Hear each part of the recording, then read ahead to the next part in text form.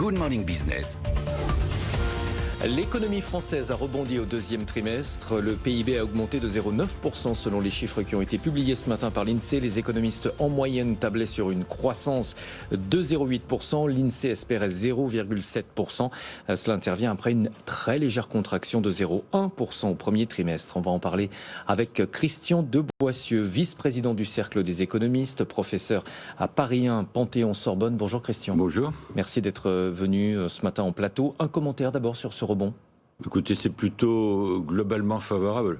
On va peut-être rentrer dans le détail dans quelques instants, mais 0,9%. Alors, c'est une estimation provisoire. Vous avez vu comme moi, d'ailleurs, que les chiffres du premier trimestre ont été légèrement revus. C'est-à-dire que le moins 0,1 est devenu stable, est devenu du 0 en pratique.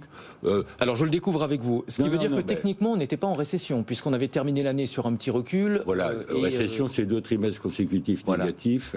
Non, on n'était pas en récession. Mais le plus 0,9 est globalement satisfaisant, un peu au-dessus des anticipations. Moi, ce qui m'intéresse, c'est l'écart par rapport au niveau d'avant la crise. C'est-à-dire qu'avec ce chiffre, d'après ce que je comprends, on a comblé une partie de la différence. On est encore un peu plus de 3,3% en dessous du niveau du dernier trimestre 2019. C'est-à-dire que progressivement, on est en train, j'allais dire, d'effacer du côté du PIB la crise.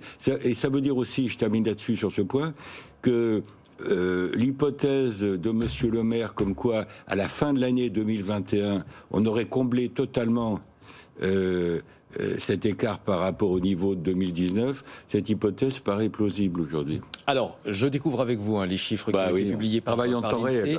PIB plus 0,9%, les importations 1,9%, donc contribution des importations, dépenses de consommation des ménages plus 0,9%, et le commerce extérieur, contribution en revanche négative, moins 0,1%. Vous avez les chiffres des imports, les exports n'ont pas suivi, et donc une contribution négative.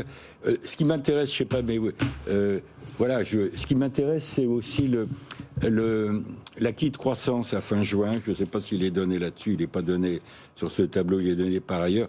Je veux dire par là, l'acquis de croissance, c'est ce qu'on va faire si on avait, hypothèse d'école, 0 jusqu'à la fin de l'année, à partir de fin juin. On est clairement au-dessus de 4%. Ça veut quand même dire, excusez-moi de revenir sur un commentaire un peu plus global, c'est comme dire que l'hypothèse comme quoi, en moyenne, la croissance française en 2021 serait autour de 6%. Ça me paraît une hypothèse plausible. Ça, la prévision du gouvernement qui s'est alignée récemment sur les prévisions de la Commission européenne. Et la Banque de France était à 5,75% il y a quelques semaines, la Commission européenne est à 6%, donc on va vers 6%. Mais attendez, il ne faut pas non plus multiplier les cocoricots, parce que dans tout ça, il y a du phénomène de rattrapage. C'est normal. Quand vous avez fait moins 8,2% l'année dernière, c'est-à-dire on était nettement en dessous de la moyenne de la zone euro, cette année 2021, on va être au-dessus. Mais c'est normal.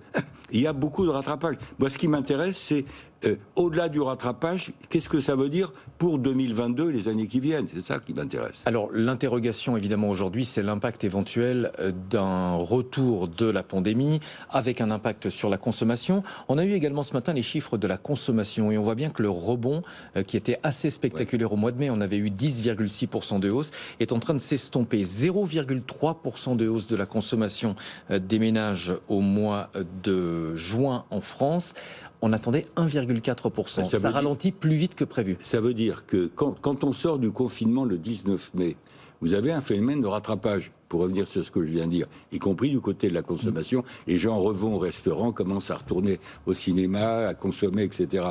Et puis ensuite, on trouve quand même les inquiétudes et l'attentisme. Ça veut dire, derrière ces chiffres un peu décevants du mois de juin, ça veut dire que les Français, ils attendent de savoir ce qui se passe, et l'incertitude sur le variant Delta, une éventuelle quatrième phase, etc., que personne ne souhaite, que cette incertitude est là.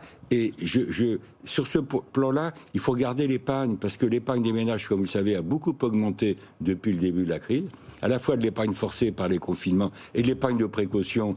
Même si le chômage a baissé, d'après les chiffres au deuxième trimestre, la situation de l'emploi, à mon avis, reste compliquée.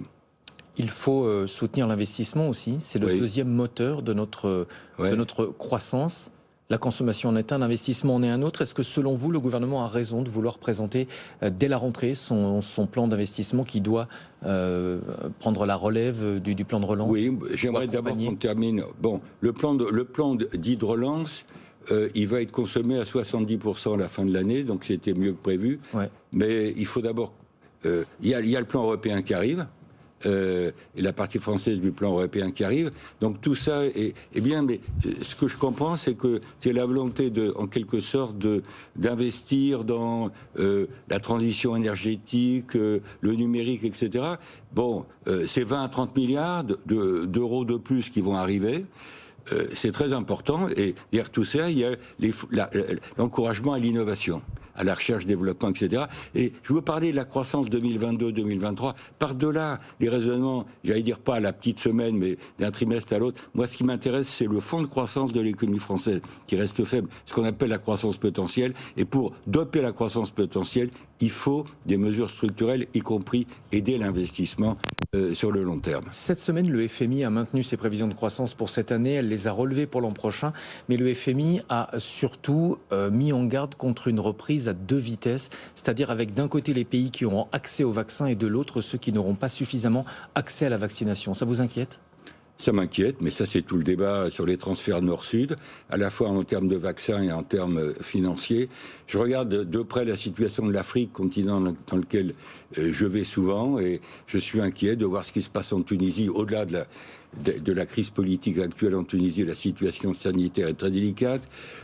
Au Sénégal, en Côte d'Ivoire, même le Maroc n'est pas à l'abri d'un retour de flamme. Donc je pense qu'il faut que nous aidions un peu plus. Alors COVAX est nécessaire et sans doute pas suffisant. Ce système de transfert de vaccins du nord vers le sud. Merci beaucoup Christian de Boissieu, vice-président du Cercle des économistes, professeur à Paris 1, Panthéon-Sorbonne. Merci de vous être prêté à l'exercice. C'est pas toujours facile de commenter les chiffres à chaud, surtout lorsqu'ils viennent de nous parvenir et qu'on n'a pas encore tout le détail. À très bientôt Christian.